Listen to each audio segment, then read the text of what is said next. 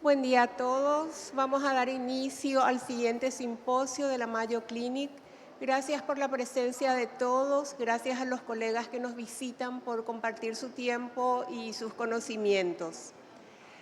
La primera ponencia es aplicación de la farmacogenómica para el médico internista. La va a dar el doctor Razvan Chirila. Él es consultor de la División de Medicina Ejecutiva Internacional, Departamento de Medicina Interna de la Mayo Clinic, Jacksonville, Florida. Es profesor asociado de medicina, profesor asistente de administración de atención médica, director asociado del programa de residencia de la Mayo Clinic de Jacksonville, Florida, y director asociado de programa de residencia de medicina interna. Bienvenido, doctor. Gracias.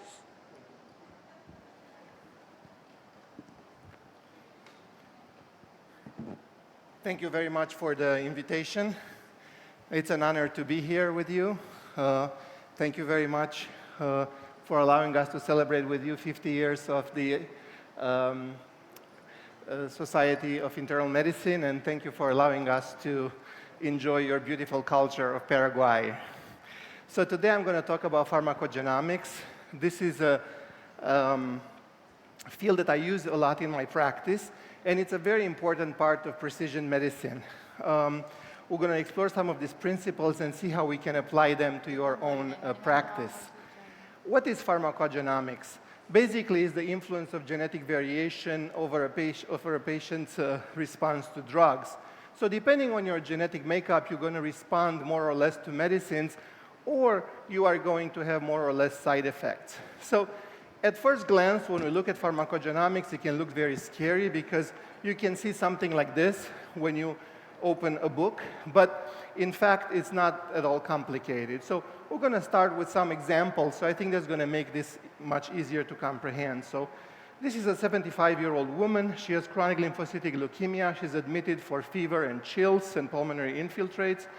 And she started on medications, including ceftriaxone, clarithromycin, and voriconazole. And the patient is complaining of cough, so she was given codeine. But unfortunately, on day 4, she's found to be unresponsive with pinpoint pupils. So basically, she's experiencing an overdose from the codeine. So we're going to figure out why is it that something like this happens. So we're going to go back a little bit to the basics. So what we want basically from a medicine is to be beneficial and not have any type of toxicity, right? So last century, actually, we're focusing on finding new drugs for new conditions, but right now, our focus should be on individualized medicine, right? Precision medicine, the right medication for the right patient at the right time. And this is not a novel idea. Actually, Hippocrates saw this 2,500 years ago, where they said that if you give different drugs to different patients, not everybody's going to benefit from them, and not every patient can tolerate every medication.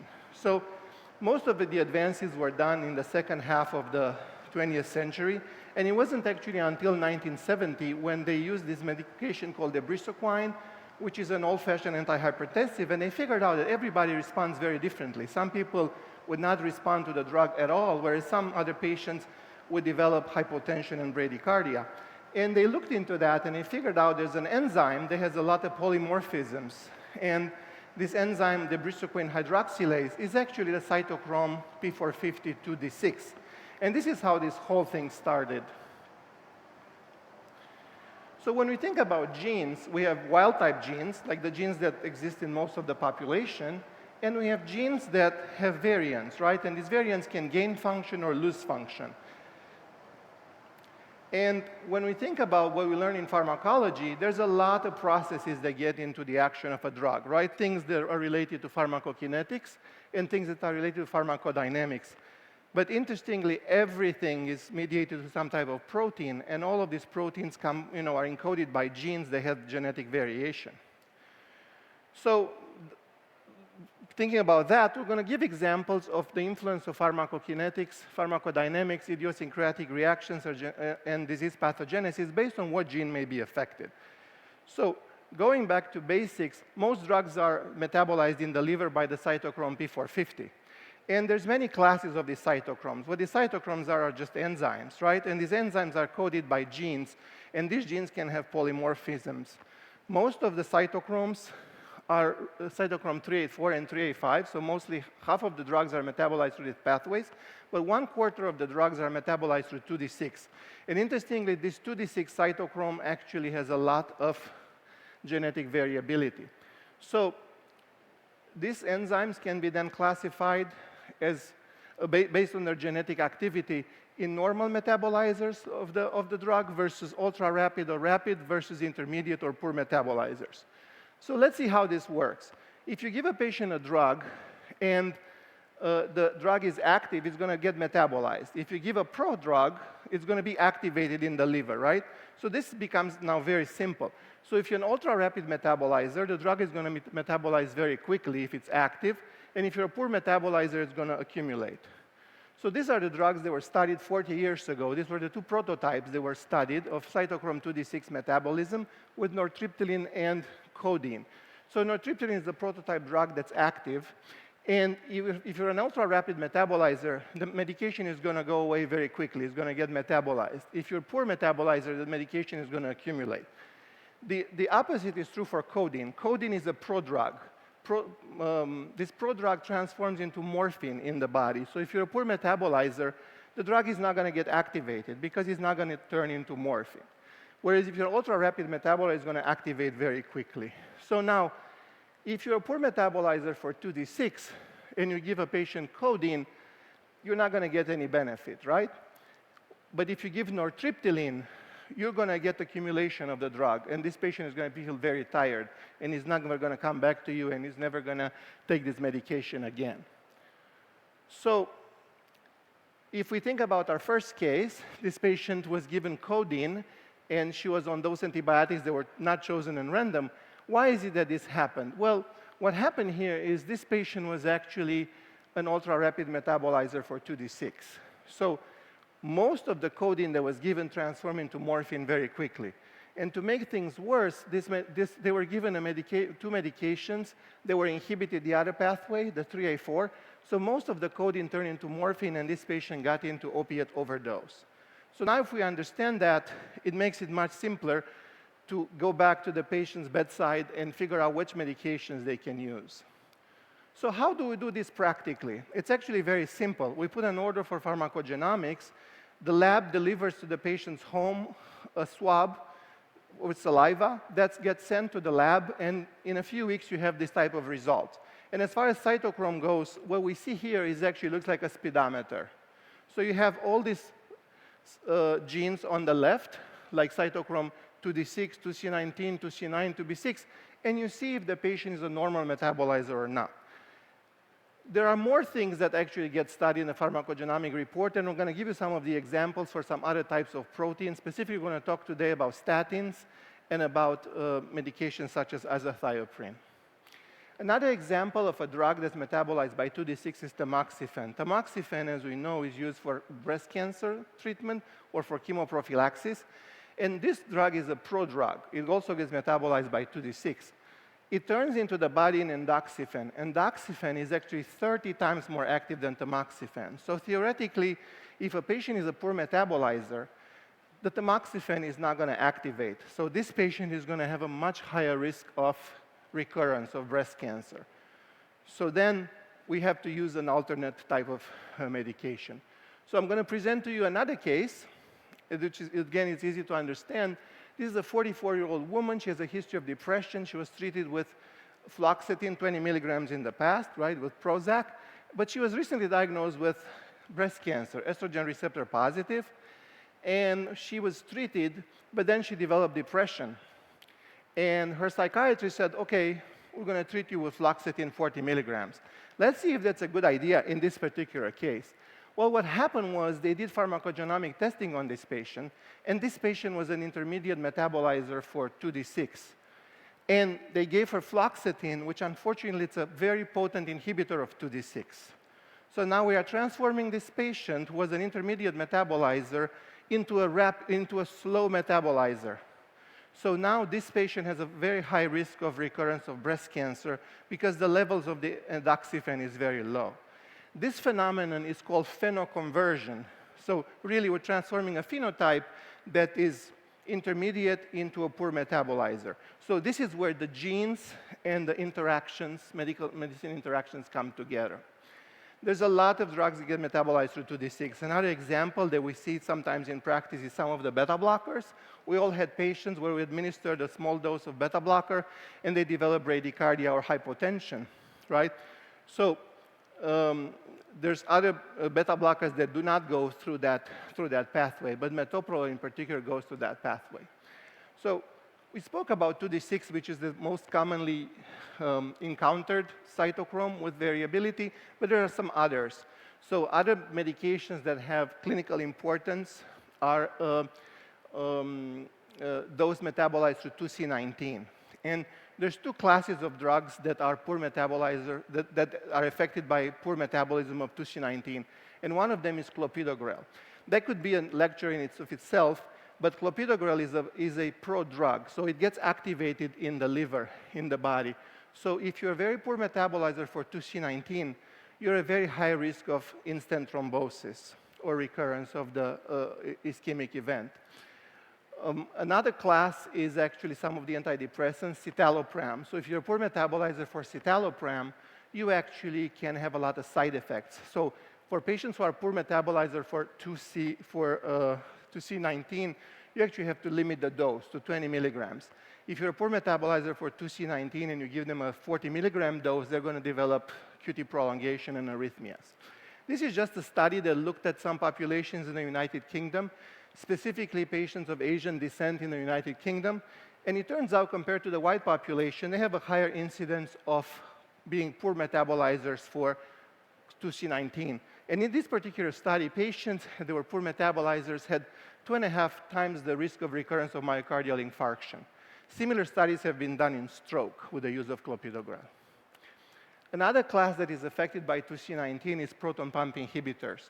You know, if you look at studies that, let's say, come from Japan, that look at the response to proton pump inhibitors, you might actually get very good responses in those particular studies. But if your population actually has very rapid metabolizers, like it happens in a lot of North America, actually they're not going to respond very well to omeprazole or lansoprazole.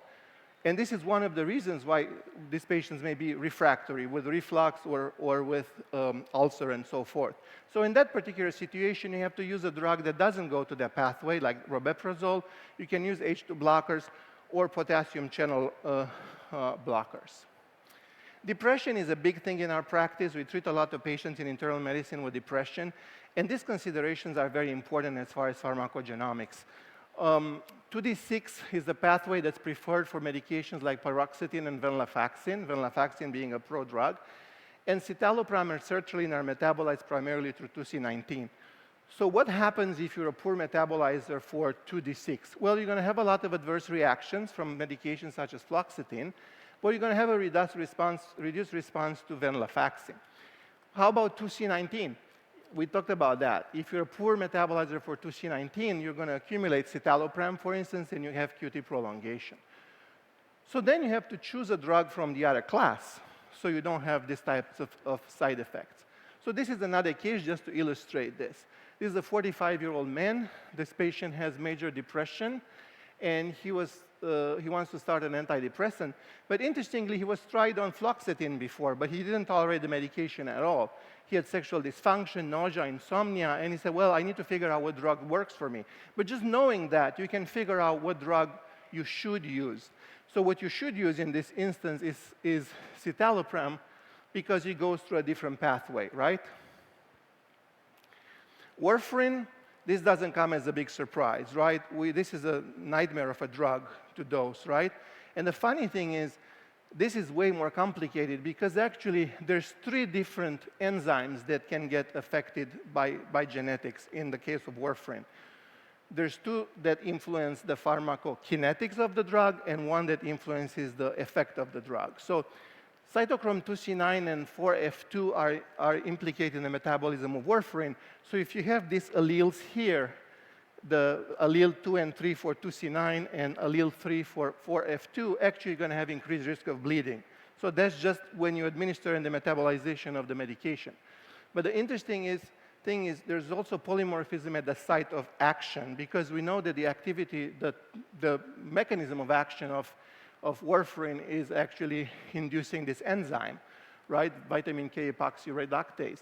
And there's a lot of polymorphisms here. So for instance, if you have the first one there, it makes it more sensitive, and you actually have to lower the dose. But you have the second one, you have to actually increase the dose. Big issue in internal medicine, right? Statins, right? We talked about earlier about metabolic syndrome, dyslipidemia, and so forth, and patients that refuse taking statins because of SAMS, statin-associated musculoskeletal symptoms, right? Muscle aches, and so forth. Well, it turns out those patients may be right. There's a few patients they cannot tolerate just because of their genetic makeup. It turns out that medications such as simvastatin are actually taken up by the liver through this receptor. And this receptor is encoded by this gene, SLCA1B1. And if you have a reduced function of this, the level of the simvastatin in the plasma is going to increase. So you're going to have toxic levels, and these patients are going to get muscle aches. There's other statins that also go through this channel, like lovastatin, pitavastatin, and atorva.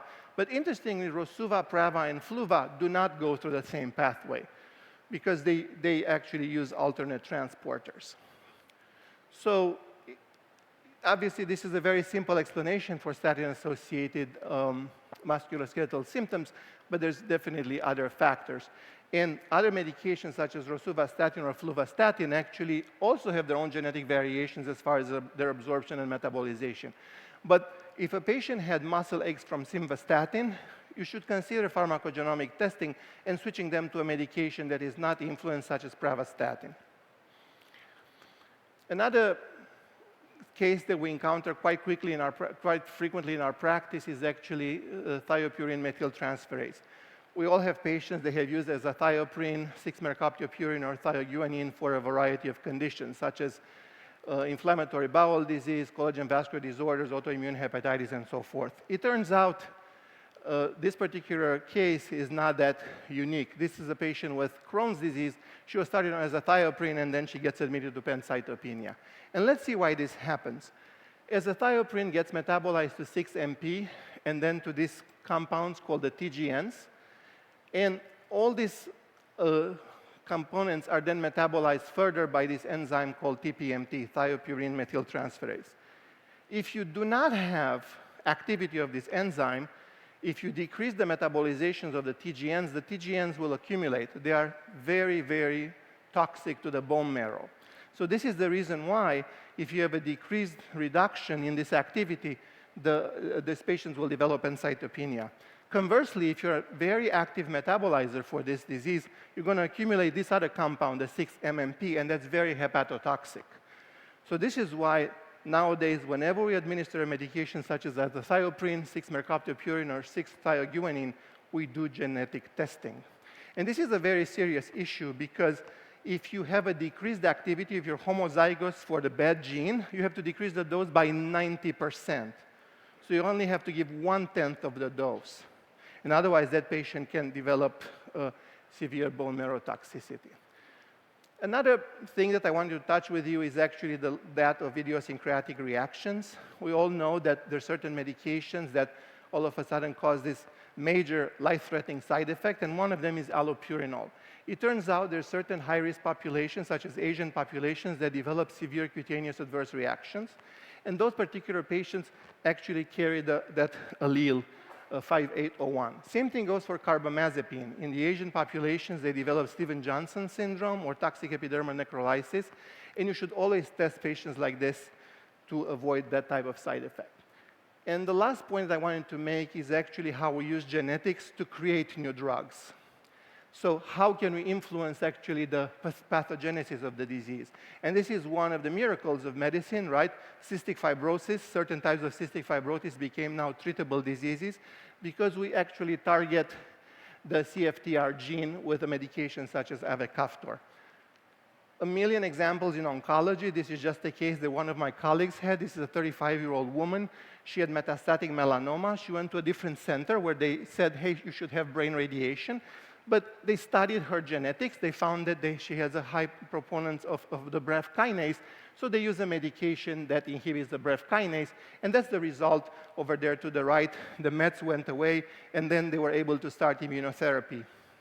And the patient is now in remission. You cannot start immunotherapy on the left side because they will cause brain swelling. So this is the way in which genetics, again, influence the development of a drug.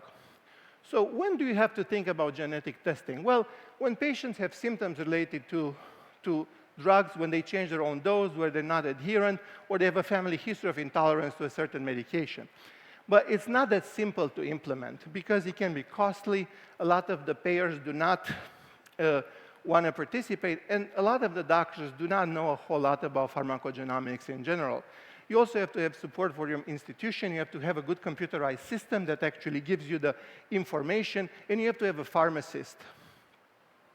So right now, when we look at this, it's not as scary anymore, right? We talk about allopurinol and 5801. We talk about clopidogrel and 2C19. So this is actually much easier to understand now. This is more information. I tried to explain this in 20 minutes. We have a course at Mayo that's 8 hours. Each drug is 30 minutes, and you can explain more, you can understand more, but in general, this is something that we should be very aware of. So in conclusion, individualized medicine is changing the paradigm of one size fits all. We want to treat the right patient with the right drug at the right time. And you're going to see this report, so it's probably very important to understand one, to see what it means. So thank you very much. I'm waiting for questions. Thank you.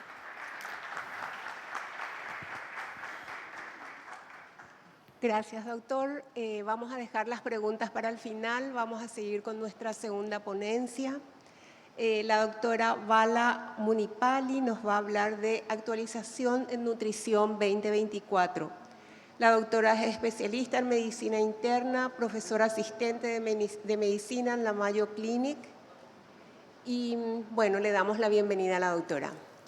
Good morning. It's a pleasure to be here. Thank you so much for inviting us. It's a beautiful country. My talk is on lifestyle medicine updates with a focus on nutrition. I started my career as a primary care physician. I practiced internal medicine and pediatrics for many years, so everything I do is from this lens. My objectives for you are to understand the lifestyle medicine approach to optimize patient health, to explain the necessity of behavioral change for better health outcomes, to identify challenges that can make behavior change difficult, to review the evidence-based approaches to behavioral change, and to examine recent research in nutrition, digital health, and environmental impact to inform effective behavioral strategies in lifestyle medicine. So lifestyle medicine uses evidence-based lifestyle therapeutic approaches to the 6 pillars of health: a whole food plant-based diet, legumes, beans, fruits, vegetables, seeds, and nuts, physical activity, restorative sleep, which we say should be at least 7 hours every night, avoiding risky substances such as alcohol and tobacco, which can lead to chronic disease as well as leading to cancer risks, emotional well-being, and social connections to not only prevent, but also to treat and reverse lifestyle-related diseases. When you talk about the necessity of behavioral change, this slide says it all. When we look at the United States length of life or life expectancy compared to 17 other high-income countries, we are at the bottom for males and at the second to bottom for females. This is because most of this is related to morbidity and mortality that starts at age 50. We have adverse birth outcomes, high infant mortality rates, low birth weight, and children who are less likely to live to the age of 5. We also have higher death rates from injuries and homicides. Leading cause of death is injuries and homicides in children, adolescents, and young adults. In addition, we have the highest rates of adolescent pregnancies of any country. We have increased risk for sexually transmitted diseases. We are the second highest in terms of the prevalence of HIV infection, and we have the highest incidence of AIDS. We also have higher prevalence of mortality from chronic lung disease. Chronic diseases are also linked to early life behaviors. Social and economic factors such as lack of health care, income inequality, dependence on automobiles all negatively impact health outcomes. These outcomes are tied to substance use, risky behaviors, poor emotional health, poor social connections, stressful living conditions, and unhealthy eating. When we look at environmental factors, 4.2 million premature deaths worldwide occurred in 2016 from outdoor air pollution. 6% of these were due to lung cancer. We have 4 million premature deaths occurring annually from household air pollution, and 6.7 million deaths globally when you look at both indoor and outdoor air pollution, of which 5.6 million are from chronic disease. In addition, ionizing radiation, such as from X-rays, results in leukemia and solid tumors. Ultraviolet radiation can lead to skin cancers like basal cell carcinoma, squamous cell carcinoma, and melanoma. And these start when we're at an early age with our exposures. When we look at calorie intake by country, between 2005 and 2007, Americans consumed 3,770 calories daily, more than any other country. Our fat intake increased from 7th to 4th highest worldwide, 161 grams a day. Between 1950 and 2000, our meat consumption increased by 41%, cheese by 287%, artificial sweeteners by 39%, and our high fructose corn syrup consumption went from 0 to 85 pounds per person per year. Obesity accounts for 42% of the shorter female lifespan and 67% of the shorter male lifespan at age 50, compared to countries with higher life expectancies. This study looked at human activity, primarily agriculture. We know that these human activities impact 75% of the world's ice-free land, driving deforestation and biodiversity loss. A study analyzed the dietary data from 55,504 individuals to quantify lifestyle impact. 570 life cycle assessments from over 38,000 farms in 119 countries were looked at to map these food impacts. The global food system is responsible for 34% of total greenhouse gas emissions, 70% of freshwater use, and 78% of freshwater pollution. All assessed environmental indicators showed a positive correlation with the 100-year global warming potential. So high meat eaters consuming more than 100 grams per day had a 3.6 times greater impact on global warming compared to vegans or low meat eaters. Beef, lamb, and cheese were the most environmentally polluting. Meat eaters also have a 5.1 times greater impact on global warming at 20 years compared to vegans. Dietary CO2 emissions from vegans is 30% less, and for low meat eaters, 57% less than high meat eaters. A vegan diet can lead to significantly lower environmental footprints. We have 75% less global gas emissions, land use, 53% water use, and 73% less eutrophication and 66% less biodiversity loss following a vegan or vegetarian type of diet. So when you ask me why behavioral change is needed, I'll tell you that behavioral factors drive 40 to 50% of mortality before the age of 75. When we look at chronic diseases, they cause 75% of global deaths. The global cumulative economic cost of chronic disease will reach $47 trillion by 2030. And 50% of those patients with hypertension, diabetes, and hyperlipidemia are non-compliant or non-adherent with medication management. And when we look at chronic disease, 40% of cancers, 90% of type 2 diabetes mellitus, and 90% of cardiovascular disease is preventable. When we look at lifestyle trends, this is another reason why we need to make behavioral changes. We burn 800 fewer calories per day due to decreased activity, but yet we take in 23% more calories every day. So what makes behavior change so difficult? Well, it's a very complex issue. We have lots of behavioral factors that impact our ability to sustain behavioral changes. Motivated by negative emotions, such as fear or guilt or shame, never leads to long-term lasting changes. All or nothing thinking, eating the whole elephant, even taking on more than you can do in terms of changes, neglecting the toolbox or reliable strategies because you want the quick fix instead of looking at change as a long-term project. Forgetting failure is a given, a reason to look at attention and decide what we want to do differently to make our changes happen for us in a long-term manner. Underestimating the process and thinking it's a short-term quick fix, and most importantly, the lack of commitment. Lifestyle factors can also impact. Traumatic events and daily hassles can reduce motivation, increase resistance, and reinforce unhealthy behavior patterns. So key strategies for change include self-regulation, self-monitoring, and goal setting. When we talk about self-regulation, we're talking about adapting our behavior, our emotions, and our attention in response to internal signals, environmental factors, and feedback to achieve our personal goals. When we talk about self-monitoring, we're talking about increasing our awareness of behavior, helping us to decide what barriers we have and how do we honestly track those behaviors. That consistency is more important than accuracy. Goal setting is also important because it helps with improving physical activity, improving health eating, lowering our hemoglobin A1C, especially in newly diagnosed diabetics, and it benefits our overweight patients in helping them improve their physical activity as well as their healthy eating. When I talk about SMART goals, I'm talking about goals that are sustainable, measurable, actionable, realistic, and timed. Digital health interventions can also be helpful to promote lifestyle support for preventing or treating chronic disease. This review of 85 studies involved 865,000 participants across 12 health domains. They found that DHIs were effective in improving health outcomes for patients with cardiovascular disease, cancer, type 2 diabetes, and asthma. We also saw an improvement in this study of health-related behaviors: physical activity, sedentary behavior, diet, weight management, medication adherence, and substance use abstinence. DHIs are more effective with prompts, with graded tasks, social support, human coaching, personalization, feedback, and monitoring. So I'll go over some nutritional studies in addition to what we just talked about. So Hippocrates said, "Let food be thy medicine, and medicine be thy food."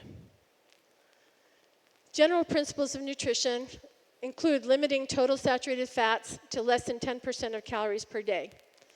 Replacing these fats with unsaturated fats, particularly polyunsaturated fats, is much healthier.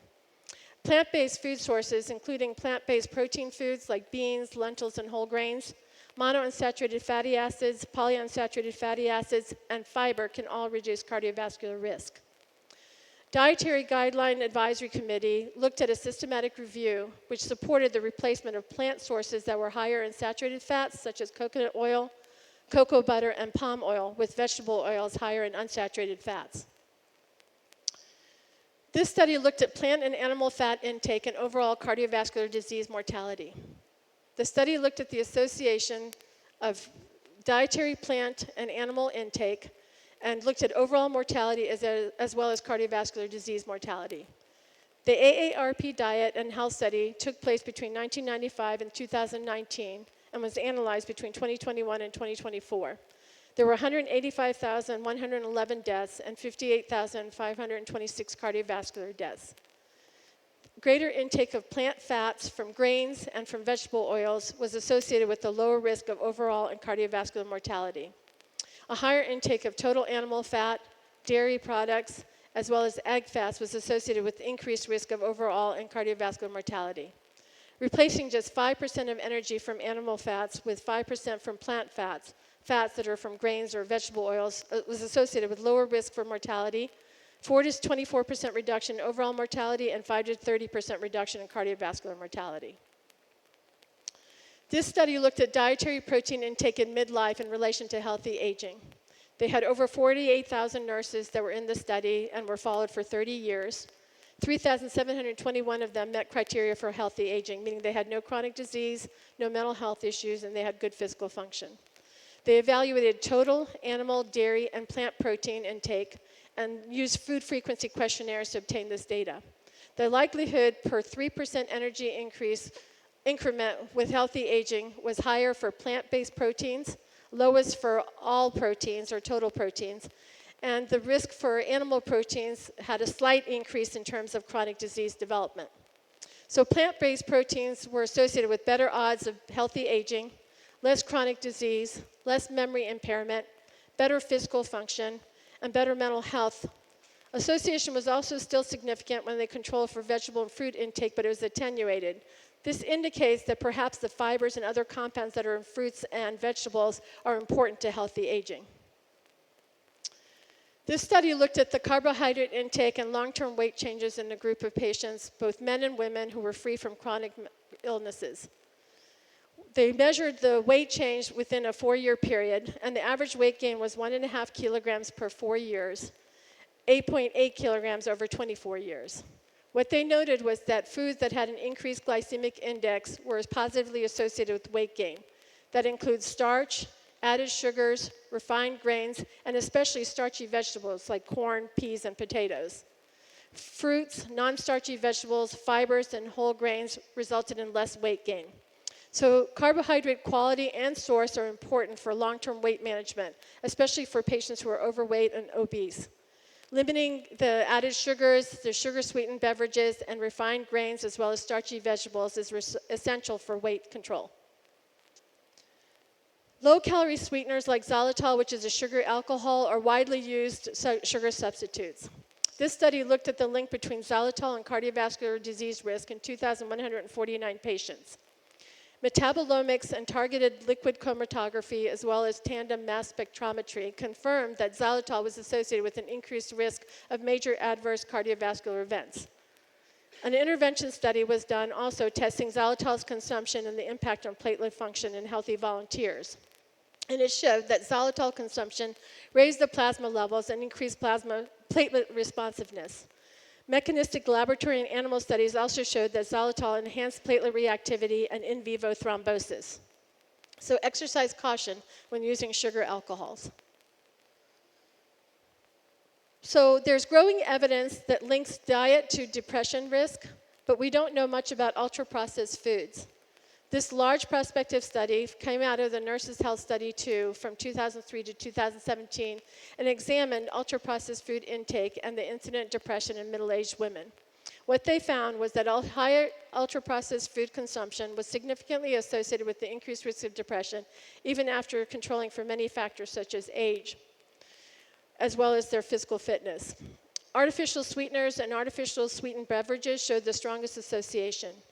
They also showed that reducing UPF intake by at least 3 servings a day was linked to lower depression risk. Dementia affects over 55,000 million people globally and is expected to triple by 2050. This study looked at over 269,000 participants and followed them over 13 years. There were 7,087 cases of dementia. Vitamin D can aid in the clearance of amyloid plaques, mitigate amyloid-induced cytotoxicity and apoptosis in brain cells, and participates in the inflammatory responses related to Alzheimer's disease. Vitamin D deficiency can increase cerebrovascular issues, increase stroke risk, especially ischemic stroke, higher frequency of white matter hyperdensities, and is associated with vascular risks such as hypertension and diabetes, which further complicate dementia risks. There were 18% of participants who had vitamin D deficiency and 34% of participants who had vitamin D insufficiency. What they noted was that the patients who had vitamin D deficiency had a significantly increased risk of all dementia types. 25% risk for all-cause dementia, 90% higher risk for Alzheimer's dementia, and 24% higher risk for vascular dementia. The same was true for vitamin D insufficiency, although slightly lower. And supplementing with vitamin D resulted in a 17% lower risk of Alzheimer's dementia, and substituting with multivitamins resulted in a 14% lower risk of vascular dementia, So having low vitamin D levels was associated with a higher risk of dementia, including Alzheimer's and vascular dementia. Alcohol is a significant lifestyle factor that impacts nutrition and overall health. In a 2021 population-based study, 740,000 new cases of cancer were attributed to alcohol. The majority of these were related to esophageal cancer, liver cancer, and breast cancer. The global burden of disease study showed that the level of alcohol consumption that minimized harm across health outcomes was 0 standards of drink per week. Other research suggests that the effect of alcohol is dose-dependent. This study came out of South Korea, and it followed 4 million people for 6 years and a control for age, sex, smoking, exercise, income, BMI, blood pressure, and diabetes. So it's a very thorough study. They asked about alcohol consumption at 3 time points over a 2-year period. There were 100,000 people who developed dementia, and those who had dementia prior to the 1 year after the second time point were excluded. What they found was that the risk of dementia for mild drinkers and moderate drinkers was stable or reduced with all-cause dementia. But if somebody was a heavy drinker, they had an increased risk. And also, if mild to moderate drinkers stopped drinking or they increased to heavy drinking, they had an increased risk relative to those who continued to drink mild or moderate amounts. So the finding indicates that the lower thresholds of alcohol consumption may contribute to a decrease in the risk of dementia. So in summary, recognize that lifestyle choices are primary drivers of chronic disease. Diet is a cornerstone of lifestyle medicine, and behavioral change is necessary and difficult, often requiring shifting from ingrained habits to healthy ones. Evidence-based strategies for change include understanding the mechanisms that drive behavioral change and utilizing proven techniques, such as goal setting and action planning, self-monitoring, social support, and relapse prevention. Focus on a whole food plant-based diet. Limit processed foods, added sugars, and unhealthy fats because they can contribute to inflammation, weight gain, and increased risk for chronic disease. Consider specific dietary patterns. They're all good in terms of Mediterranean, Okinawan, and the anti-inflammatory diet in terms of health outcomes. Individualization is important for sustaining and enjoying change. As physicians, we should encourage our patients to use evidence-based strategies to change, and we should lead by example. Thank you.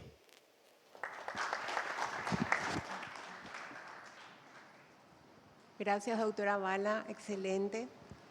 Seguimos con el doctor Juan Carlos Rosales, él es instructor de medicina de la Facultad de Medicina de la Mayo Clinic, director médico Mayo Clinic, Jacksonville, Florida, subdirección de práctica de medicina internacional. El doctor nos va a hablar de angioedema adquirido como la primera manifestación de una enfermedad linfoproliferativa. ¿Me escuchan? Sí, ¿verdad? Perfecto. Bueno, muchísimas gracias a todos, principalmente a la organización de este evento. Ahí estamos, perfecto. Es un gran honor estar para Clínica Mayo en este importante congreso, el Congreso Paraguayo de Medicina Interna. Es nuestra primera vez en este gran evento y esperamos que no sea la última. Estamos muy honrados y muy contentos de estar aquí. Primera vez para mí también en Paraguay y estoy sorprendido por la belleza de su país, de su cultura. Entonces, vamos a hablar sobre un caso. Este es el típico caso de pacientes internacionales que vemos en Clínica Mayo, en el campus de Florida. Pacientes que se han visto, pacientes complicados que se han visto en sus países de origen, que han tenido estas evaluaciones extensivas por parte de sus médicos, diferentes estudios, opiniones de 3, 4, 5 especialistas y no han tenido respuesta. Es el típico caso de paciente internacional que vemos en Clínica Mayo. Les voy a presentar esta paciente es una paciente de República Dominicana, de hecho, de 45 años, sin ningún antecedente ni familiar ni algún antecedente médico, que empezó con una historia de 3 años, desde hace 3 años, que empezó con estos síntomas gastrointestinales que iban y venían, que se caracterizaban por tener esta distensión abdominal, dolor abdominal, exceso de gas, asociado también con esta inflamación muy excesiva de las articulaciones, y no solamente las articulaciones, sino una inflamación generalizada que involucraba también los brazos, las piernas. Entonces, de forma local, vio reumatólogos, vio gastroenterólogos, vio inmunólogos, le dieron pequeños cursos de esteroides, incluso le empezaron metotrexate pensando que tenía alguna enfermedad reumatológica, sistémica, autoinmune, y tenía una mejoría muy temporal, realmente no se podía solucionar este problema, y bueno, decide venir aquí a Clínica Mayo.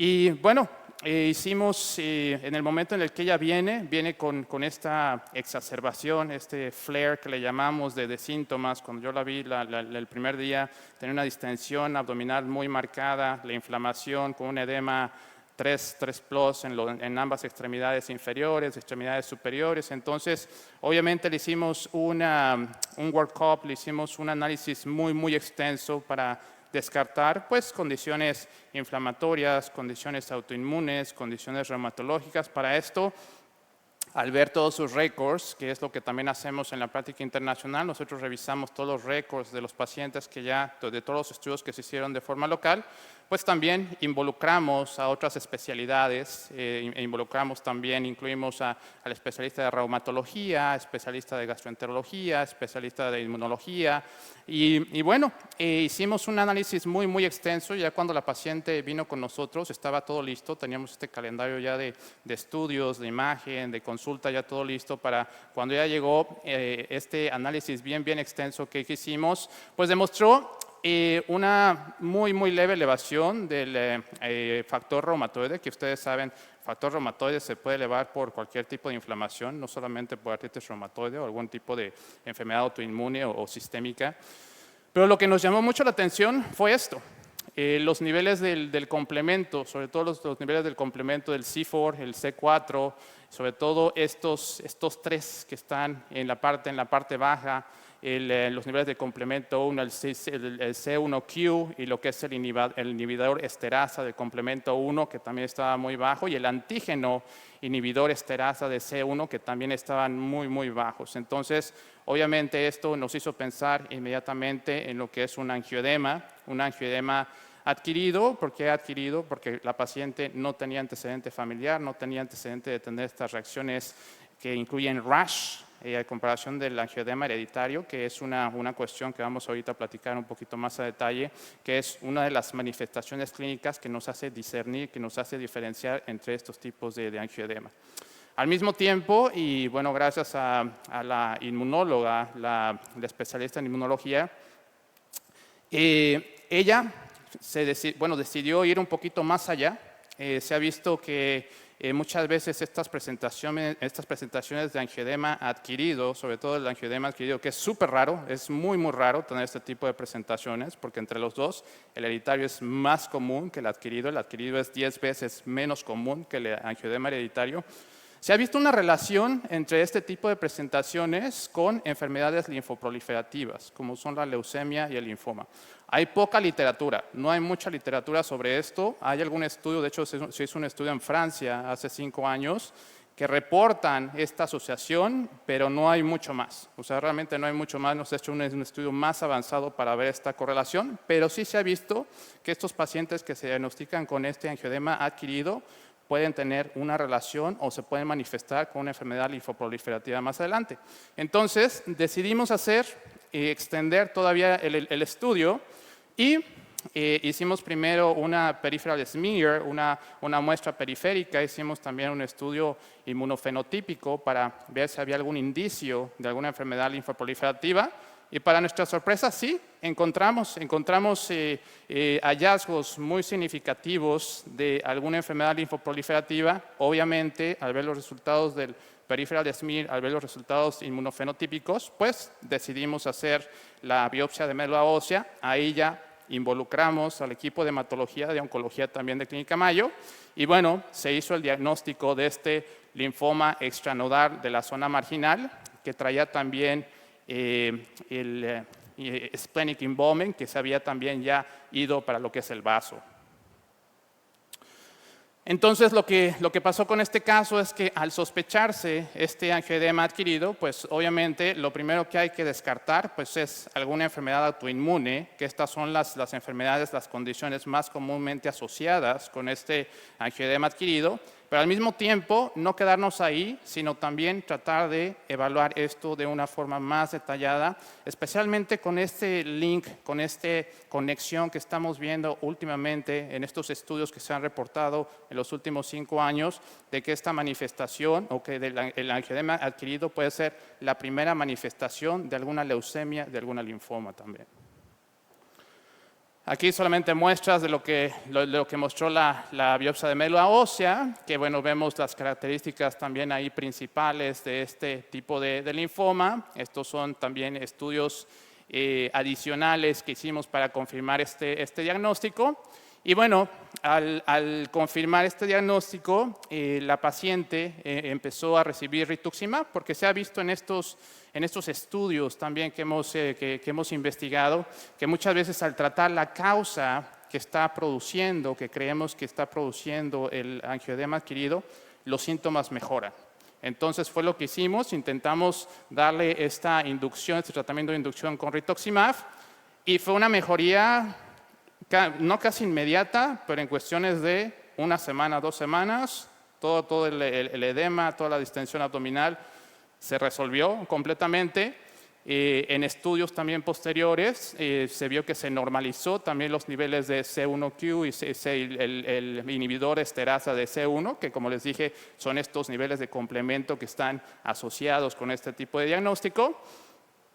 Y bueno, la paciente siguió con esta dosis de mantenimiento y la dosis de consolidación que empezó a recibir cada 8 semanas. Entonces, esta paciente la seguimos viendo todavía cada 6 meses, le seguimos haciendo también PET scans, le seguimos haciendo las valoraciones para asegurarnos que no hay alguna recurrencia de esta enfermedad, pero hasta el momento sigue asintomática, hasta el momento fue una cuestión que no ha vuelto a tener alguna recurrencia y pues es básicamente destacar lo que es la importancia de hacer el diagnóstico adecuado y al tratar la raíz, al tratar la causa de este tipo de condiciones, pues básicamente podemos tratar todos los síntomas y darle esta mejoría clínica que está buscando la paciente. Entonces, lo que quiero compartirles con este caso muy interesante es, bueno, esto ilustra lo que es la complejidad diagnóstica, porque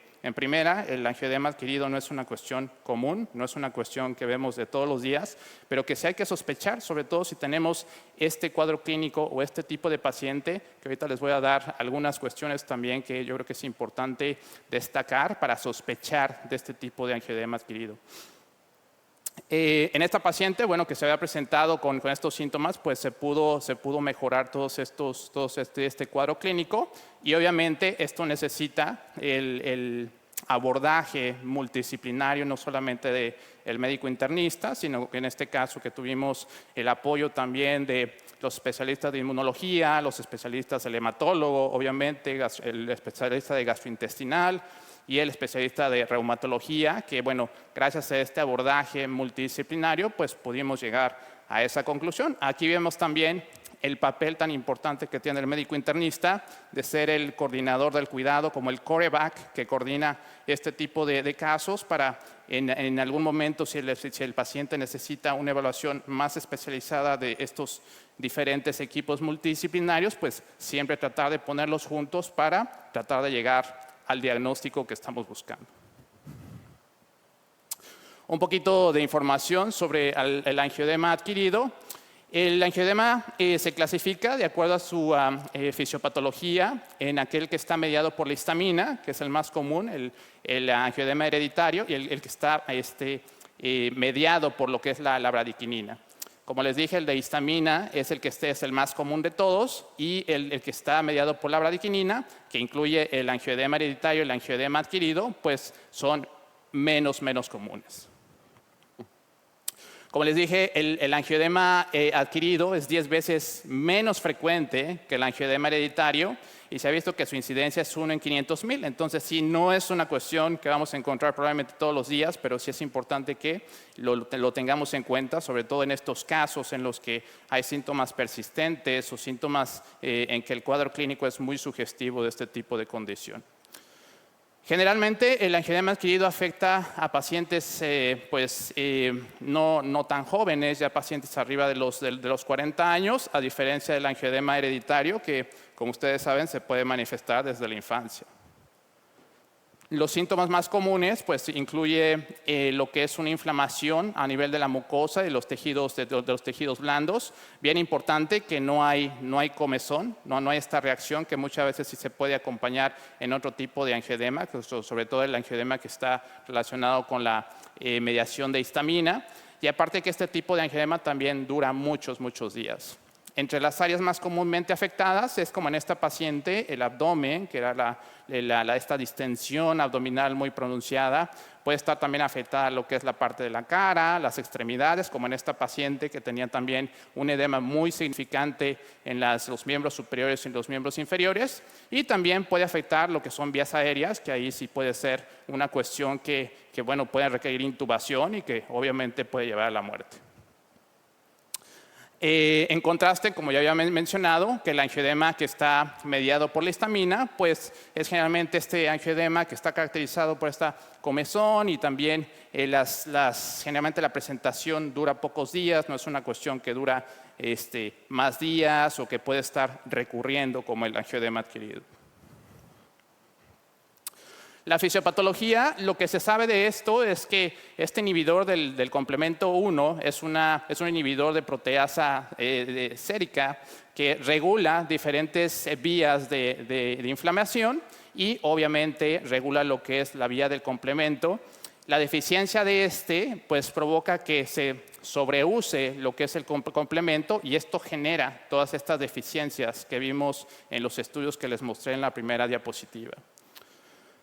Cuando este inhibidor entra en contacto con el sistema de quininas y también con el sistema de la calicreína, esto incrementa lo que es la bradiquinina, causando este aumento de la permeabilidad vascular y este edema que es generalizado o que puede afectar todas estas áreas que habíamos mencionado.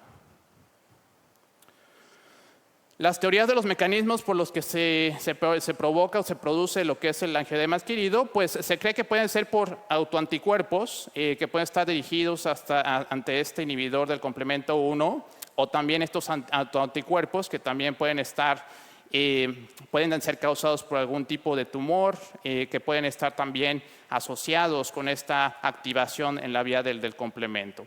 El angioedema adquirido también se clasifica en dos, el tipo 1, en el que no hay autoanticuerpos, y el tipo 2, en el que hay autoanticuerpos. Esto realmente no tiene un significado clínico tan importante porque realmente las manifestaciones y también los datos diagnósticos de los dos tipos de angioedema tipo 1 tipo 2 es igual, se trata de la misma forma, entonces eso es nada más para propósitos de teoría. Esto es lo que les estaba diciendo, que realmente no tiene una aplicación, una utilidad clínica, porque muchas veces los síntomas son prácticamente iguales. El criterio es muy importante y esto sí quiero que le presten mucha atención para diagnosticar lo que es el angioedema adquirido. Es un angioedema recurrente que no tiene urticaria, no se manifiesta con esta comezón. Estos niveles que son súper importantes y que los mandemos siempre que estamos sospechando este tipo de casos en los que encontramos niveles bajos del C1Q, también niveles bajos del antígeno para el inhibidor del complemento 1 y también la función de este inhibidor del complemento 1. Generalmente este tipo de casos se dan en pacientes pues más mayores, arriba de los 40 años, y bien importante, no hay historia familiar. Eso es lo que también nos diferencia con el angioedema hereditario. La presencia de anticuerpos contra este inhibidor del complemento 1 puede básicamente apoyar el diagnóstico, pero no es necesario y no es parte del criterio que nosotros utilizamos. La diferenciación también, bueno, lo que ya habíamos mencionado, pacientes con el angioedema hereditario en el que todos estos niveles, los que les mostré, están normales. Los niveles del C1Q están normales, a diferencia del angioedema adquirido, que están deficientes. A pesar de estos criterios diagnósticos que están bien establecidos, lamentablemente este tipo de condiciones se siguen sin diagnosticar o se diagnostican poco, porque muchas veces no seguimos con ese análisis más extensivo. A lo mejor muchas veces estos pacientes terminan siendo diagnosticados con la famosa enfermedad mixta del tejido conectivo, que a lo mejor tiene marcadores inespecíficos de inflamación y terminan tomando esteroides cada vez que tienen la inflamación o terminan en medicamentos inmunosupresores que a lo mejor no necesitaban estar por todo este tiempo. Entonces, bien importante pues estar alerta y tener esta condición también en consideración. El diagnóstico temprano es muy importante, sobre todo para controlar los síntomas. Como vieron en este caso, al nosotros empezar a tratar ya lo que es esta enfermedad linfoproliferativa, lo que es el linfoma, los síntomas básicamente desaparecieron. La paciente no ha tenido recurrencia de este tipo de episodios y lo más importante, que el linfoma se trató a tiempo. Entonces, ahorita seguimos obviamente haciendo el monitoreo, pero la paciente no ha tenido ningún tipo de recurrencia ni clínica ni del linfoma. Esto también ya lo mencionamos, son en pacientes que se dan que son un poquito más mayores que los del angioedema hereditario. Y bueno, este también es el workup que nosotros recomendamos, que también es importante que le presten mucha atención. Recomendamos hacer los niveles del complemento 1, los niveles de complemento en general, incluyendo el C4, el C3, obviamente su CBC, con su biometría hemática con diferencial, los estudios monoclonales, una citometría de flujo también, y obviamente si la citometría de flujo muestra cambios, pues hacer una biopsia de médula ósea. Las condiciones asociadas, todos estos tipos de linfoma, y vean, esto es súper importante, en este análisis, los análisis que se han hecho hasta el momento han sido en Estados Unidos y en Europa, son muy pocos, hay poca literatura, pero los análisis que hemos visto hasta ahora es que el 38.2% de estos casos están asociados a un linfoma de no-Hodgkin. Entonces, súper importante que tomemos esto en cuenta. Y sobre todo en aquellos pacientes que no encontramos una causa, acuérdense que este es un diagnóstico de exclusión, no es algo que tenemos que poner primero en los diferenciales, pero si empezamos a ver que no es autoinmune, no es sistémico, no es reumatológico, empezamos a descartar, esto es algo que tenemos que tomar en cuenta para tratar de encontrar el diagnóstico adecuado. Y bueno, hay diferentes tipos de tratamientos que se usan con relativa respuesta. Realmente se sigue viendo que al tratar la causa, si se puede identificar, el mejor tratamiento sigue siendo el tratar la causa de este tipo de condiciones. Hay tratamientos profilácticos también con efectividad también variable. Realmente hay poca literatura sobre estas condiciones. Y el tratamiento de la causa principal, si es que podemos determinar esa causa, si es una enfermedad linfoproliferativa o una enfermedad reumatológica o una enfermedad autoinmune, tratando la causa, generalmente este tipo de condiciones se puede mejorar. Y bueno, también siempre confirmar este tipo de condiciones con los laboratorios y bueno, también datos que hemos visto en la literatura que está muy ligado a estas enfermedades linfoproliferativas. Entonces, bien importante darle las gracias, como les dije, a este equipo multidisciplinario que tenemos en Clínica Mayo.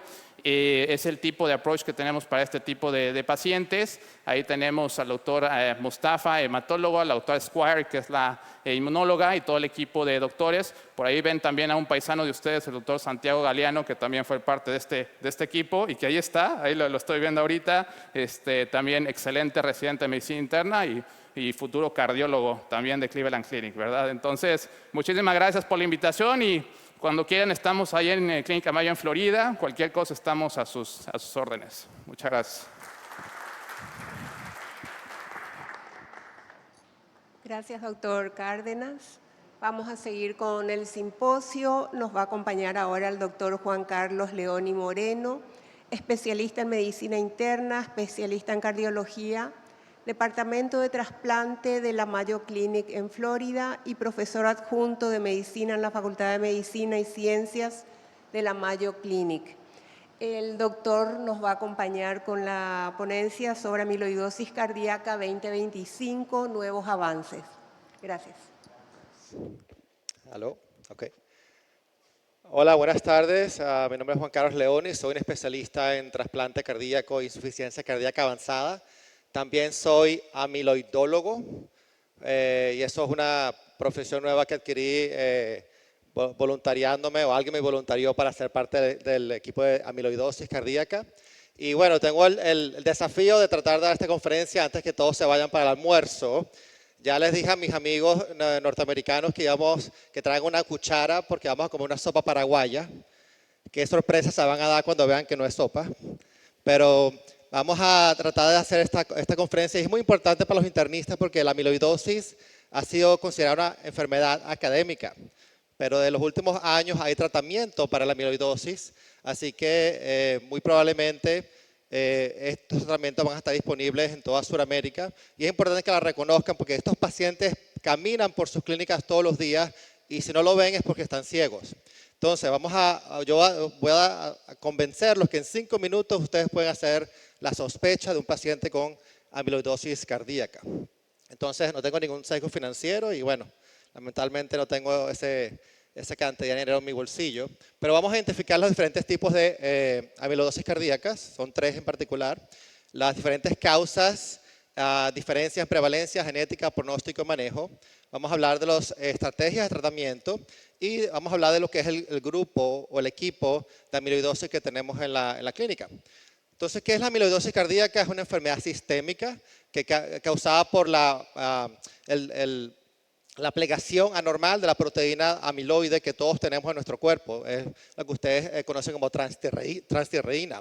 Y esta enfermedad se deposita en varios órganos muy particulares, sobre todo el corazón, sobre todo las articulaciones, y ahí es donde vamos a buscar la enfermedad. Hay docenas de proteínas que producen amiloides, pero hay 3 o 2 en particular que ustedes tienen que saber. Una que es la AL, que es relacionada con una discrasia de las células plasmáticas o de las cadenas ligeras. Y la otra se llama la TTR o TTR, transtierreína, que puede ser de 2 tipos. O es una mutación o hereditaria o variante, van a verla con muchos nombres y eso causa confusión. Y la segunda es el wild type o salvaje, que no está relacionada con una mutación genética. La solíamos llamar amiloidosis senil, pero nadie quiere ser llamado senil hoy en día, entonces la cambiamos el nombre a wild type o salvaje. Entonces, como pueden ver en la gráfica, la proteína transtierrina la tenemos todo en nuestro cuerpo. Eso transporta tiroxina, transporta otros minerales y cuando cuando la plegación es anormal, la formación molecular es anormal, causa estas fibrilas que se depositan dentro o entre los cardiomiocitos y causa esa manifestación extracelular. Yo lo llamo como cemento al corazón. El corazón se pone bien tieso, ¿no? Y si uno explanta un corazón al momento de trasplante de un paciente con amiloidosis, el corazón básicamente lo pones en el tubo de patología y mantiene su forma. Normalmente los corazones son bien plegables y básicamente se plega uno al otro porque es bien elástico, pero el corazón es tan tieso que mantiene su forma como una pelota de fútbol. Y por supuesto, al depositarse dentro del miocardio, vamos a ver ciertos marcadores cardíacos como el NT-proBNP y la troponina que van a estar elevados en todos estos pacientes. Probablemente la manera como ustedes han visto amiloidosis es relacionada con diagnósticos que se hicieron no por sospecha, sino por casualidad. Hicieron un eco y el eco salía que el corazón estaba engrosado, como si fuera un paciente con hipertrofia ventricular. De repente le hicieron una prueba genética. De repente, bueno, biopsias de corazón son inusuales. Nosotros hacemos unas 600 biopsias al año en la Clínica Mayo, más que todo por la parte de trasplante, pero muchas veces nos mandan a hacer biopsias para determinar si el paciente tiene amiloidosis. O más recientemente, en los últimos 12 años, hemos usado la prueba de pirofosfato, que es una prueba nuclear para determinar si hay deposición de la proteína de amiloides en el tejido cardíaco. Y como ven, es una enfermedad sistémica, afecta a todos los órganos. Si ustedes agarran un paciente en una autopsia y hacen autopsia de todos los órganos, van a encontrar amiloides, pero hay una predisposición hacia el tejido cardíaco y hacia el tejido de las articulaciones. Hay muchos tipos de amiloides y causa confusión. Las 3 que ustedes tienen que saber como internistas es la amiloidosis AL, que es una forma de cáncer, es un cáncer sanguíneo. Y las otras 2 formas son las transtierreína, sea la mutante o variante o hereditaria, es lo mismo, el mismo nombre. O la wild type o salvaje, que antes le decíamos senil. Y son muy diferentes porque el pronóstico es diferente y el tratamiento es diferente. Entonces ustedes tienen que estar claros que esas son las 3 formas que ustedes tienen que saber como internistas. La AA que la han escuchado, esa es diferente, esa no es la amiloides que nosotros tratamos, esa es la que se ve en muchos pacientes con insuficiencia renal. Entonces, ¿por qué hemos retrasado el diagnóstico? 1, el 75% de los pacientes tienen que ver a 3 médicos antes que el diagnóstico se vea, ese es el promedio. 63% de los pacientes requieren más de 6 meses de diagnóstico de evaluación antes que hagan el diagnóstico correcto. 44% reciben el diagnóstico incorrecto. 31% requieren viajar fuera de su ciudad a un lugar donde puedan conseguir la causa de su enfermedad.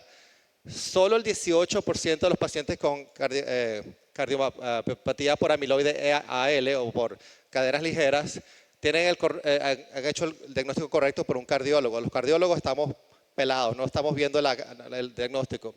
Y lo último es que normalmente hay un diagnóstico equivocado. Muchos cardiólogos ven a estos pacientes y piensan que tienen cardiopatía hipertrófica. Y no es así, es amiloide. Entonces, ¿por qué pensamos o por qué no hacemos el diagnóstico? Uno, pensamos que es raro. Y mucha de la gente que ha visto amiloide de repente en la escuela de medicina fue como el último capítulo en cardiología y pensaron que es una enfermedad académica, no se cura. Hay tratamiento, tienen que saber eso. Sobre todo con pacientes que tienen falla cardíaca con función cardíaca preservada o con estenosis aórtica. Pacientes con estenosis aórtica de 70, 75, 80 años, 15% de esos pacientes tienen amiloidosis. Otro que el diagnóstico se hace con electrocardiograma. Eso es viejo, eso no se usa. Se puede utilizar de una manera, le voy a enseñar cómo. El otro es el análisis de la grasa. Es el yield o el diagnóstico por ese test es muy bajo. Otro que la amiloidosis cardíaca es un gran enmascarador, como la tuberculosis. Pues no, si ustedes están preparados como clínicos, ustedes pueden hacer el diagnóstico en menos de 5 minutos, o por lo menos la sospecha. ¿Necesitas biopsia? Hoy en día hay muchas imágenes que no requieren que nosotros hagamos biopsia en estos pacientes. Y lo último, que es intratable, pues es tratable, hay tratamientos hoy en día para eso. Rara, no es rara. La AL, unos 2.500 casos, por lo menos en Estados Unidos, y el 50% involucra el miocardio. Así que van a tener un corazón que se presenta con falla cardíaca. Pacientes con insuficiencia cardíaca es un diagnóstico que tienen que tener al día. O que es mutante o variante. Hay muchas variaciones genéticas que han venido de Latinoamérica y que vemos en la clínica Mayo. Y la última es el wild type o salvaje. Se piensa que mientras más envejecemos, vamos a tener amiloidosis cardíaca. Dice que el 10% de los pacientes por encima de 80 años tienen amiloidosis cardíaca senil o wild type. Así que lo van a ver si viven lo suficiente. Yo siempre he dicho que si vivimos como Matusalén, todos vamos a tener fibrilación atrial. Bueno, todos vamos a tener amiloidosis cardíaca. Entonces tienen que pensar eso en sus pacientes mayores. Hay varias diferentes mutaciones que vemos. Hay una en afroamericanos que vemos en el sur de los Estados Unidos. 4% de los afroamericanos tienen la mutación. Y algunos se presentan muy agresivamente y otros se presentan menos agresivamente, igual con la edad. Hay pacientes que he visto de 40 años y pacientes que he visto de casi 90 años.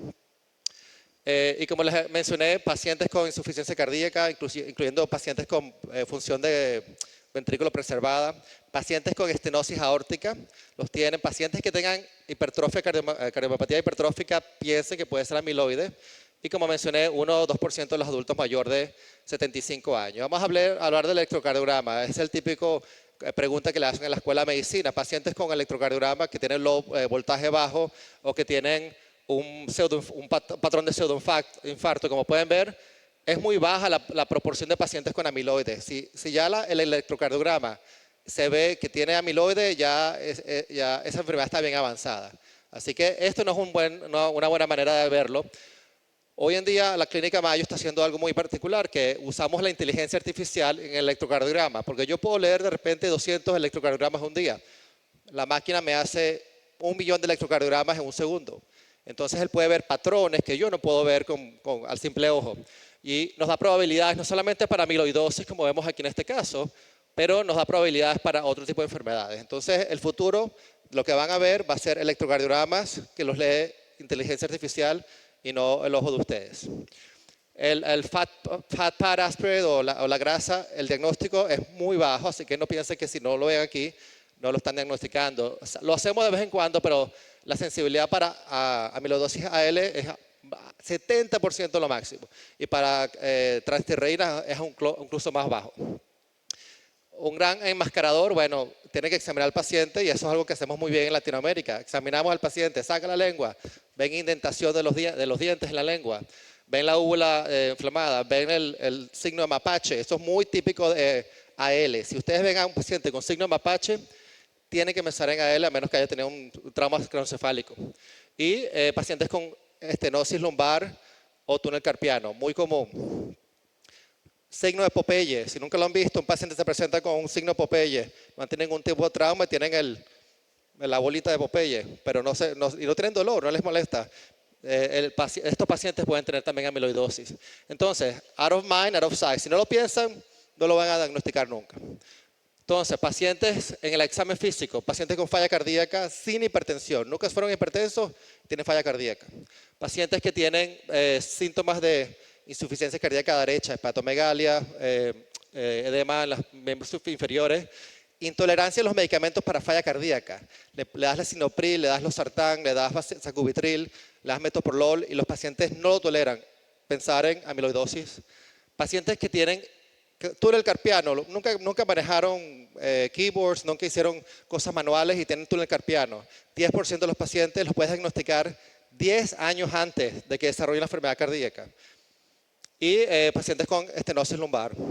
Y bueno, a nivel de imagen, a veces lo ven por coincidencia. Ven el eco que está normal, se ve engrosado el ventrículo, pero nunca tuvieron hipertensión.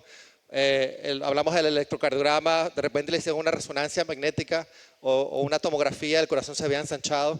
Muchas veces lo diagnosticamos por carambola, pero no porque la persona estaba pensando en amiloidosis. Como dijo, el patrón de gadolinio en la resonancia magnética es muy específica para amiloidosis. Y hablamos de la biopsia, nosotros hacemos toneladas de biopsias, pero no siempre requerimos biopsia para estos pacientes. Y hoy en día, en los últimos 12 años, utilizamos pruebas de estudios nucleares, así como la prueba de estudios nucleares para prueba de esfuerzo.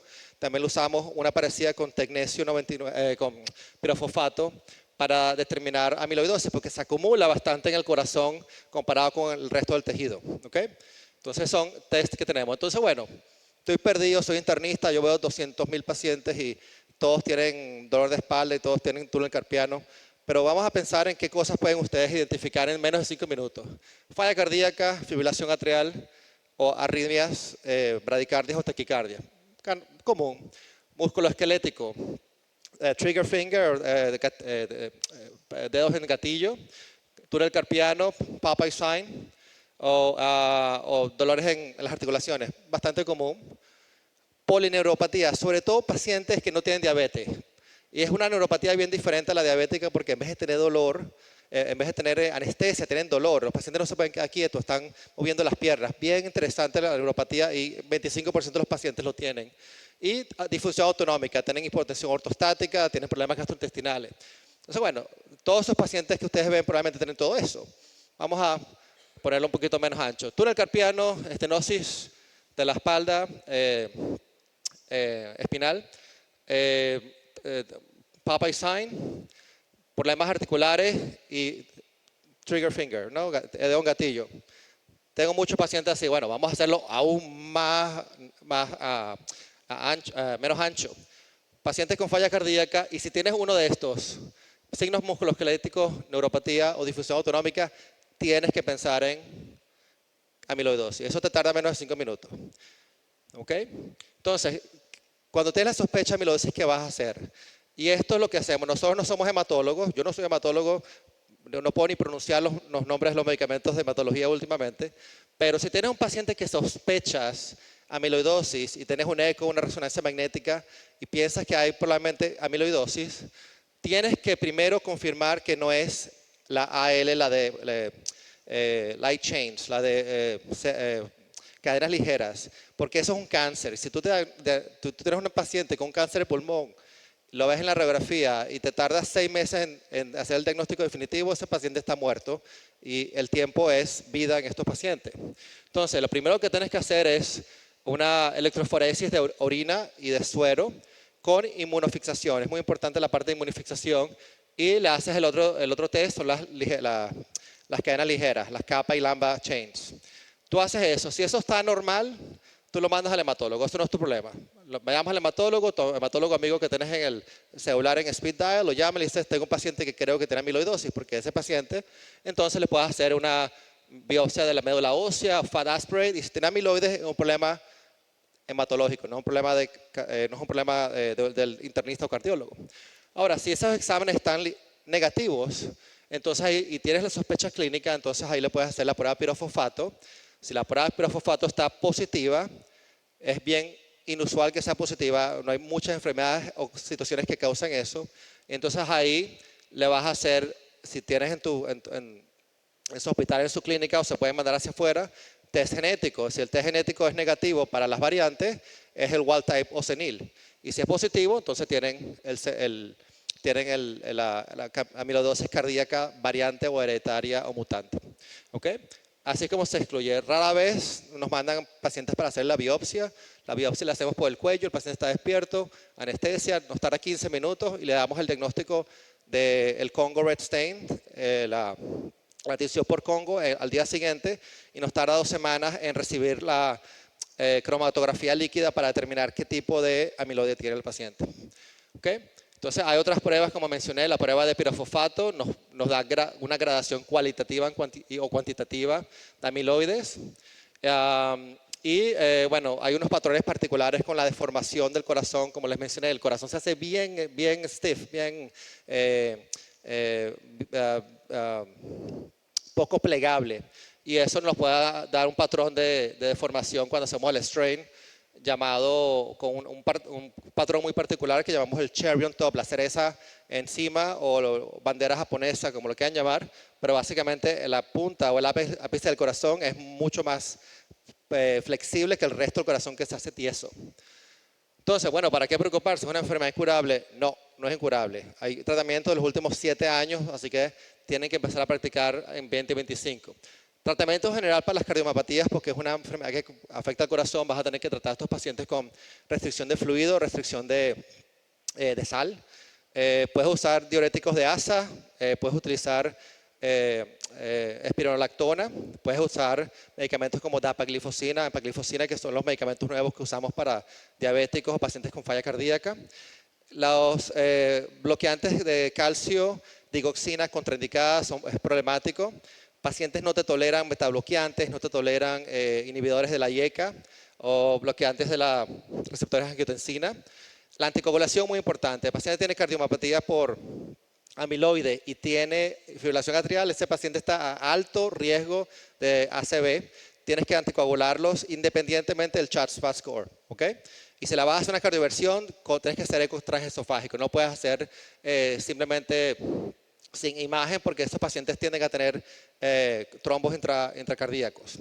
Hipotensión es muy común en esos pacientes por la neuropatía, entonces midodrina o medias de compresión, y el rol de marcapaso es un poquito ilimitado. Como les mencioné, si el paciente tiene amiloidosis por AL, es un cáncer, tienes que tratarlo inmediatamente. El diagnóstico es como tener cáncer de páncreas, te muere en 6 meses, sobre todo los estadios avanzados. Pero hoy en día tenemos terapias fantásticas que si lo agarras o diagnosticas a este paciente de manera precoz, pacientes están viviendo unos 5 o 10 años, inclusive los podemos trasplantar hoy en día, que antes era una contraindicación. Tratamiento, podemos pasar horas hablando de tratamiento, pero lo voy a decir que hay tratamientos.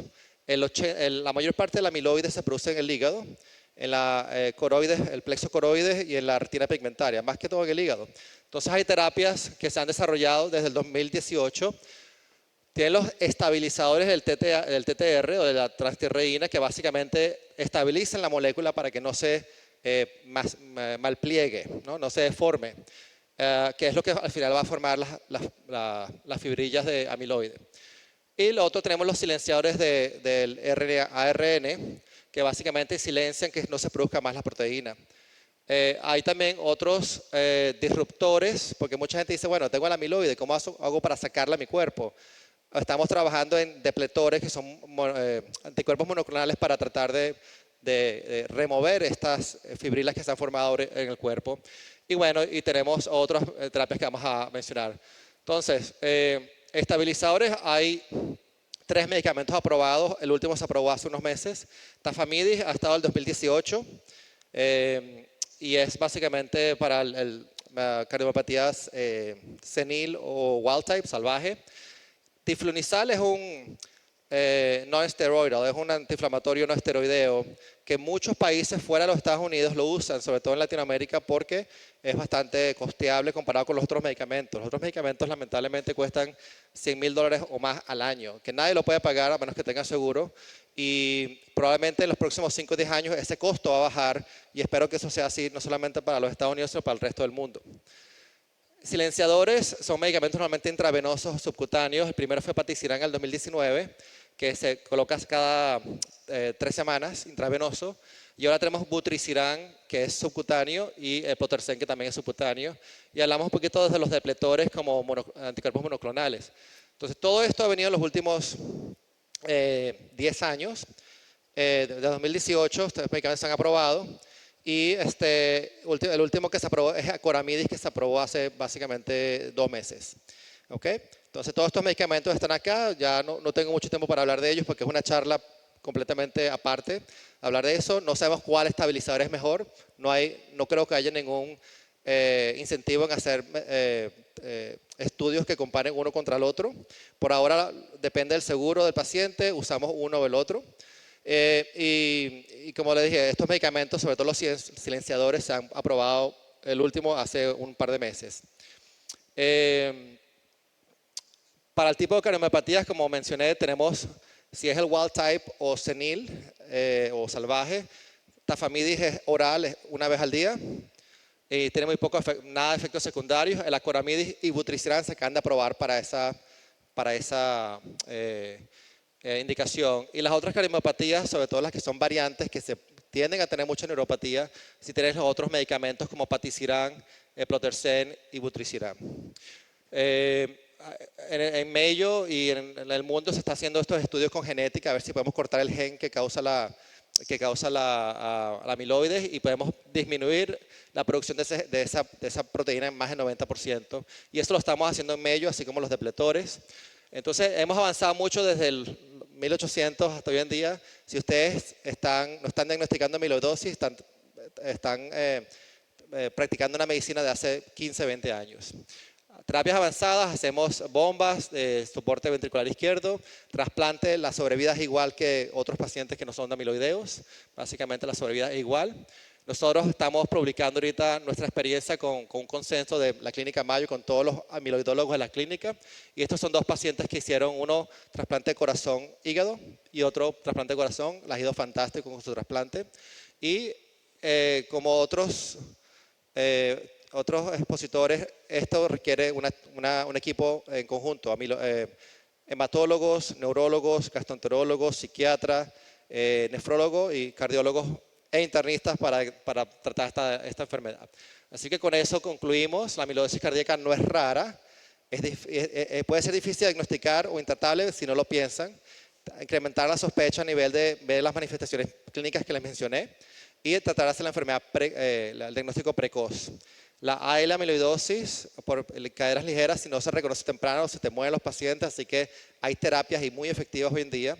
Y con la población envejeciendo, piensen en esos pacientes mayores de 65 años que tengan falla cardíaca, que tengan estenosis aórtica, de que pueden tener amiloidosis cardíaca. ¿Okay? Hay muchas preguntas que tenemos que mejorar. El último Congreso Internacional de Amiloidosis se hizo en mayo Rochester, el 2024. El año que viene al lado en Uruguay, así que espero verlos allá, aquellos que están interesados en ser amiloidólogos. Con eso termino y gracias por estar aquí antes del almuerzo.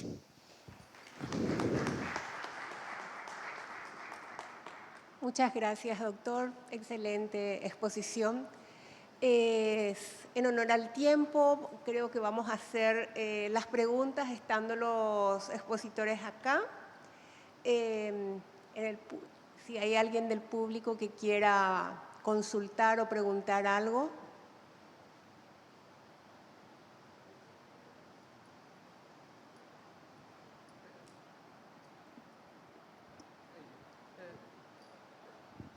Briefly, Dr. Chirila, first, what's the difference between pharmacogenetics and pharmacokinetics?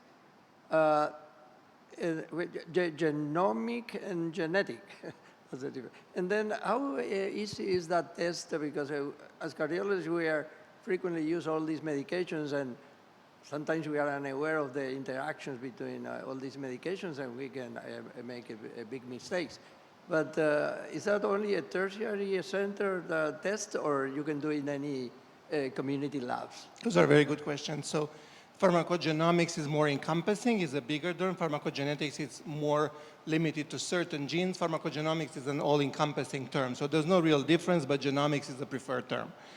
As far as testing, we are using a lab that was developed in collaboration with Mayo Clinic, but there's other testing that can be done at multiple commercial laboratories, like at Quest or LabCorp and so forth. So even patients, even doctors that work in private offices can do that, or they can use reference laboratories.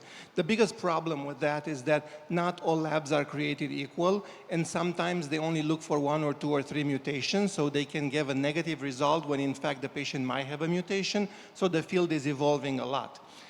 The cost of the test for us is quite expensive just because it's not covered by insurance, and usually it also requires a pharmacy consultation. So it's an all-comprehensive thing. So the patient sends the test, they meet with the pharmacist, they do a review of all their medications, so it's a pharmacology consultation with all the interactions and so forth, and it also includes pharmacogenomics. Out of pocket, the test itself is, with the consultation and everything, is around $600. However, there are commercial tests that are looking now at groups of testing. So for instance, if you only order a test for 1 or 2 drugs, it might be as expensive as the whole panel. There's been a lot of research actually in doing commercially available testing that is very cheap. So there's a recent paper that looked at 12 genes only, and they think that covers more than 50% of troubles with interaction. So just looking at cytochrome 2D6, 2C9, 2C19, TPMT, DPYD for cancer and so forth. So just looking at 12 different genes at a low cost, it saves the patients lots of side effects. And also the HLA-B, which can be lethal. You know, allopurinol, you can die from carbamazepine, you can die from, so huge problem. So the big focus right now in Minim is mostly in decreasing the adverse effects, and they think there are going to be a lot of commercial available. The one lab that we use, it's called OneOme. It's available, you know, to be sent, but there's more and more commercial labs. But there's a lot of distinction in between the labs because they're not as performant. So you want to make sure. The other piece of it is the fact that a lot of the labs are only done in the white population. And so there's a lot of variations with different races. So this is something the future will bring back. For instance, there are certain countries in the world where the medication like codeine is completely forbidden, like in Ethiopia. Most of their population is a rapid metabolizer, so the drug is forbidden and so forth. So there's a lot of things that we don't know about certain populations. Can I ask you questions to the doctor about the life expectancy that you were showing there? Most of your statistics includes only developed countries. Are you aware of any difference or comparison with underdeveloped countries, like perhaps this one, or Paraguay might not be that low in my view. It can be middle, but underdeveloped countries, third world countries like in Africa or one of those very, very poor countries, or perhaps India, sorry about it. If you have a comparison that you can, are you aware of it? Paraguay and closer. Okay. I looked at United States versus Paraguay, and in terms of all of these parameters for physical activity, nutrition, social connections, all of that, Paraguay actually is far better than the United States. Your mortality rate is 4 times less than ours in terms of all of these lifestyle factors. So it was kind of interesting. I didn't get to put that slide in here because I had to kind of do a 20-minute slide, but it would have been interesting to throw that up there. I actually was researching nutrition as well. I think that from that standpoint, the only difference between Paraguay and the United States is that we're actually a little bit more physical active than Paraguay. But other than that, your mortality rates are far less than ours. ¿Alguna pregunta más? Bueno, agradecemos mucho la presencia de todos ustedes, excelentes exposiciones, gracias por compartir, como dije ya, el tiempo y el conocimiento de ustedes para con nosotros. Que disfruten de nuestro país.